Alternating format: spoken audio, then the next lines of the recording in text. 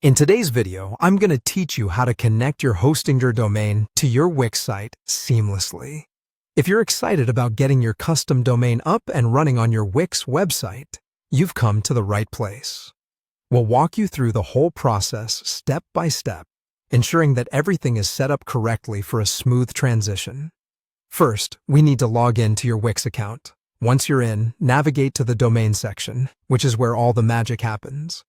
In this area, you'll click on Add an existing domain, and then select Connect a domain you already own. It's important to note that to connect a custom domain, you must have a paid Wix premium plan.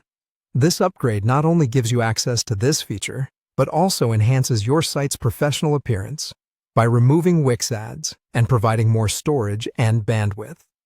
Once you're all set in terms of your plan, enter your domain name. Wix will then prompt you to confirm ownership. This step is crucial because it ensures you're authorized to make changes to the domain settings. After confirming ownership, Wix will provide you with a set of new name servers you'll need to use.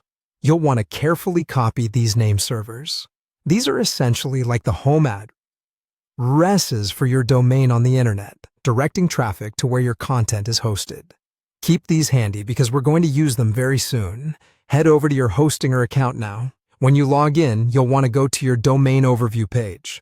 Our goal here is to access the DNS management settings. This section is pivotal because it's where you'll instruct your domain to listen to Wix's servers. Find the name servers section and replace the existing ones with the Wix name servers you copied earlier.